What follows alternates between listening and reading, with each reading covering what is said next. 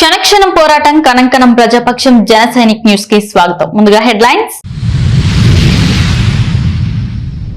Vision ను ఆవిష్కరించిన నేత చంద్రబాబు, రాజ్యాంగబద్ధ నిబద్ధత చాటిన పవన్ కళ్యాణ్, అహంకారపూరిత సమాధానాలిచ్చిన జగన్, అసెంబ్లీ ఎన్నికల నేపథ్యంలో India today channel chief Rajdeep Sardesai ఈ ముగ్గురి నేతలతో ప్రత్యేక ఇంటర్వ్యూ అనంతరం వెల్లడైన సంక్షిప్త రూపం. వైఎస్ జగన్మోహన్ రెడ్డి ముస్లిం పక్షపాతి, వైకాపా అభ్యర్థి నిస్సార్ అహ్మద్ 4% రిజర్వేషన్ ప్రదాత రాజశేఖర్ రెడ్డి, మాజీ MLA doctor Desai Thippareddy, minority సంక్షేమానికి చిత్తశుద్ధితో వైకాపా కృషి, మాజీ ఎమ్మెల్సీ నరేష్ కుమార్ రెడ్డి ఐకమత్యంతోనే మైనార్టీ హక్కుల సాధన, AP MDC chairperson Shamim Aslam. Anantapuram జిల్లా పామిడి వద్ద భారీ నగదు కంటైనర్లో 4 కంటైనర్లో దాదాపు 2,000 కోట్ల నగదు కొచ్చి నుంచి హైదరాబాద్కు తరలిస్తున్నట్లు వెల్లడి.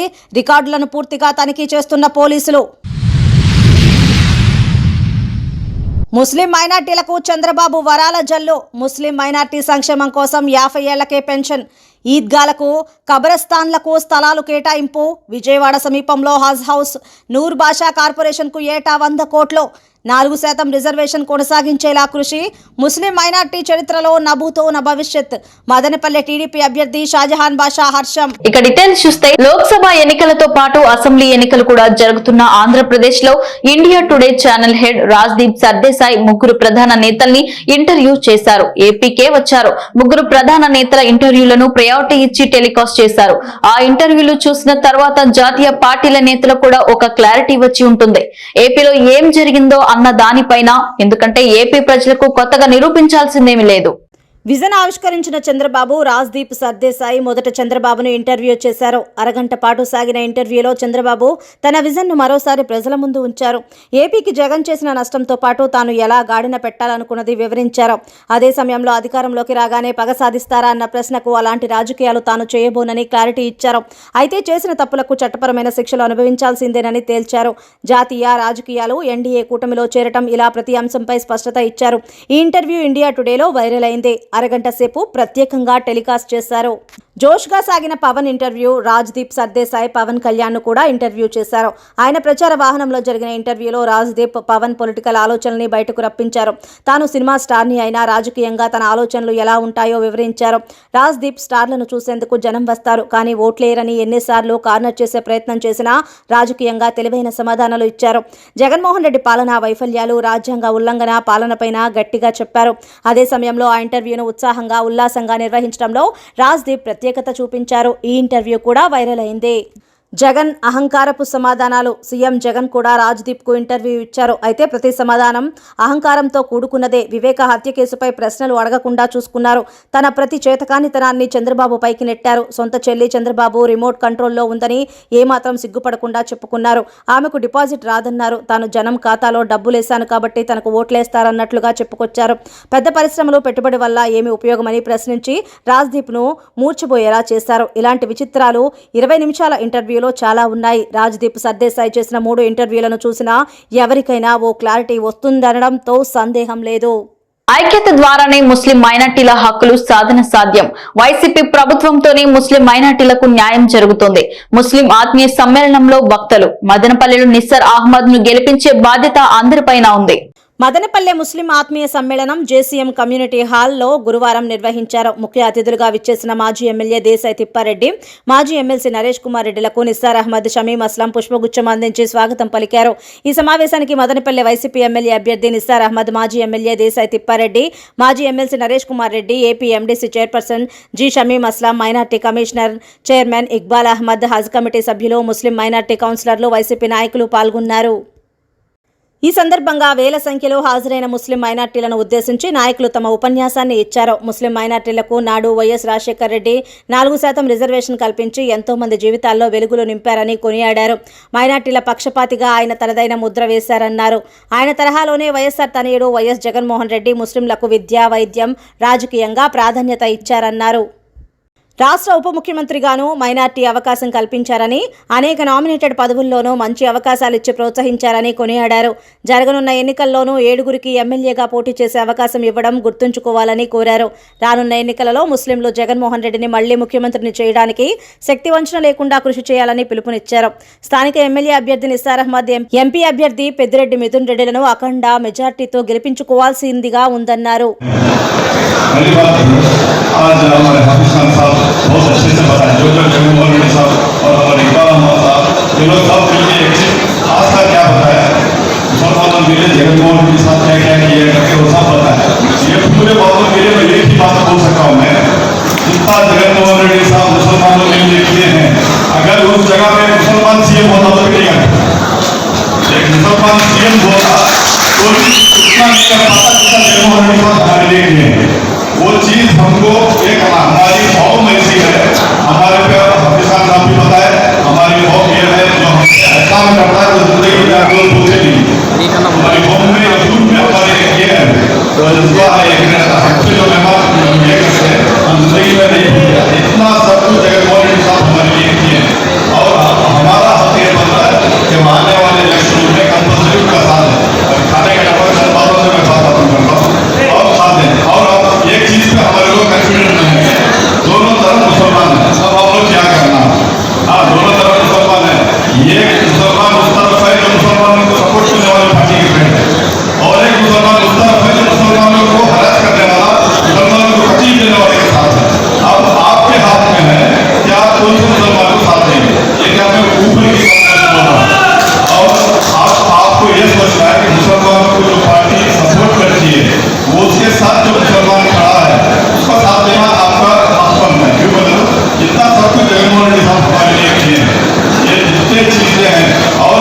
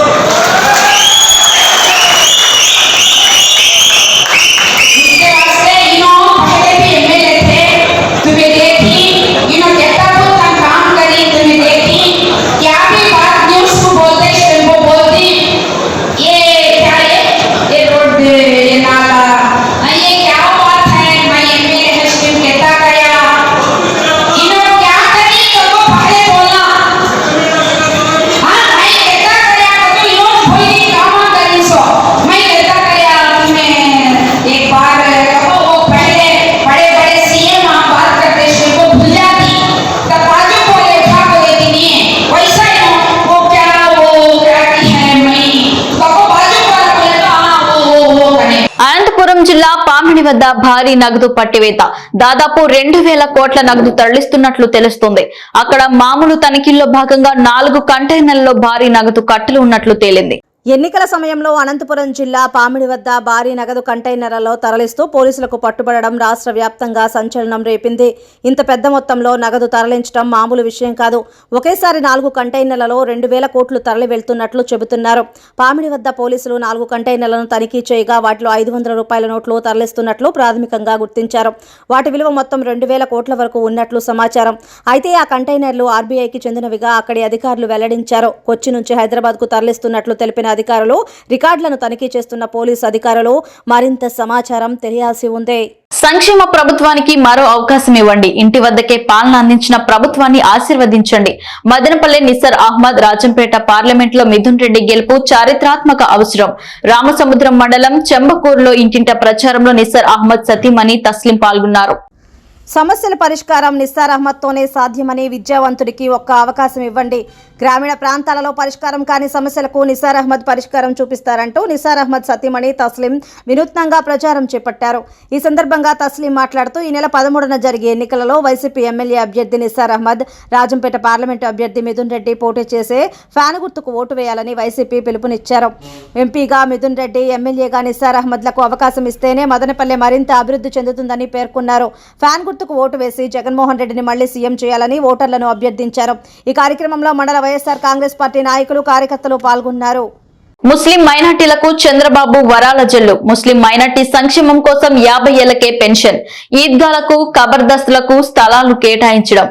విజయవాడ సమీపంలో హాజ్ హౌస్ కట్టడంతో పాటు నూర్ బాషా కార్పొరేషన్ కు ఏటా 100 కోట్లు కేటాయించడం ముస్లిం మైనార్టీ చరిత్రలో నా భూతో నా భవిష్యత్ అన్నట్లు నిలిచిపోతోందని మదనపల్లి టీడీపీ అభ్యర్థి షాజహాన్ బాషా స్పష్టం చేశారు. గురువారం షాజహాన్ జనసైనిక్ న్యూస్ తో ముస్లిం మైనార్టీల సంక్షేమం కోసం చంద్రబాబు తీసుకున్న చారిత్రాత్మక నిర్ణయాలపై ప్రత్యేకంగా మాట్లాడారు. దుల్హన్ పథకానికి కొనసాగింపుగా ₹1,00,000 అందిస్తామన్నారు. మైనార్టీ ఫైనాన్స్ కార్పొరేషన్ ద్వారా 5 లక్షల వడ్డీ లేని రుణాలు ఇవ్వటం జరుగుతుందని స్పష్టం చేశారు. ఇమాం, మౌజ్జన్లకు 5,000 రూపాయలు గౌరవ వేతనం ఇవ్వడం కొనసాగుతుందని, అర్హత ఉన్న ఇమాంలకు ప్రభుత్వ కాజీలుగా నియమించడం కూడా చేయనుందని పేర్కొన్నారు. మసీదుల నిర్వహణ కోసం ప్రతి నెల 5,000 రూపాయలు ఆర్థిక సాయం చేయడంతో పాటు హజ్ యాత్రకు వెళ్లే ఒక్కొక్క ముస్లింలకు ₹1,00,000 ఆర్థిక సాయం చేయడం చాలా గొప్ప విషయమని షాజహాన్ అన్నారు. ముస్లిం పక్షపాతి అయిన చంద్రబాబును గెలిపించడం ద్వారా ముస్లిం సమాజానికి ఎంతో ప్రయోజనం చేకూరగలదని షాజహాన్ విశ్వాసం వెల్లిబుచ్చారు. అభివృద్ధికి చిరునామాగా, దార్శనికుడుగా ఖ్యాతిగాంచిన చంద్రబాబు నాయుడు వల్లనే రాష్ట్రం అభివృద్ధి చెందగలదని, యువత భవిష్యత్తుకు బంగారు బాట వేయగల నేత ఒక్క చంద్రబాబు మాత్రమే అని ఆయన తేల్చి చెప్పారు. మదనపల్లె నియోజకవర్గం నిమ్మనపల్లె మండలంలో తెలుగుదేశం పార్టీ ప్రచారం ఉర్రూతలూగిస్తుంది. ఇది వరకు ఎన్నడూ లేని విధంగా మండలంలోని 10 పంచాయతీల పరిధిలోని పార్టీ నాయకులు ఎవరికి వారే ప్రచారం నిర్వహిస్తూ దుమ్ము రేపుతున్నారు. మండలానికి చెందిన ప్రముఖ నేత ఆర్జే వెంకటేష్ ఇక్కడ మెజార్టీ చూపాలన్న కృత నిశ్చయంతో సర్వశక్తులు ఒడ్డుతున్నారు. గురువారం నిమ్మనపల్లె మండలంలో ప్రచారానికి విచ్చేసిన తెలుగుదేశం పార్టీలో ఉమ్మడి అభ్యర్థి షాజహాన్ బాషా తనేడు జునైద్ అక్బర్ కు ఘన స్వాగతం పలికిన తెలుగు తమ్ముళ్లు. నిమ్మనపల్లె మండల కేంద్రంలోని కొండయ్యగారిపల్లి పంచాయతీ, వెంకోజీరావుపల్లె, కొమ్మిరెడ్డి గారిపల్లిలో ఇంటింటా ప్రచారం నిర్వహించారు. సార్వత్రిక ఎన్నికల్లో భాగంగా సూపర్ 6 పత్రాలను ఇంటింటికి అందజేస్తూ తెలుగుదేశం ఉమ్మడి పార్టీ ఎమ్మెల్యే అభ్యర్థి షాజహాన్ బాషాను, ఎంపీ అభ్యర్థి కిరణ్ కుమార్ రెడ్డిని గెలిపించాలని ఆయన కోరారు. ఈ సందర్భంగా షాజహాన్ బాషా తనేడు జునైద్ అక్బర్, రాజంపేట పార్లమెంటు అధికార ప్రతినిధి ఆర్జే వెంకటేష్, మాజీ సర్పంచ్ రఫీ మీడియాతో మాట్లాడుతూ జగన్మోహన్ రెడ్డి పాలనలో ఎలాంటి అభివృద్ధి జరగలేదన్నారు. తెలుగుదేశం ప్రభుత్వ హయాంలో గ్రామాల్లో, మండలాల్లో సీసీ రోడ్లు, డ్రైనేజీలు, విద్యుత్ దీపాలు, అభివృద్ధి సంక్షేమ కార్యక్రమాలు ఎక్కడ చూసినా సాక్ష్యాలుగా నేటికి దర్శనమిస్తున్నాయని పేర్కొన్నారు.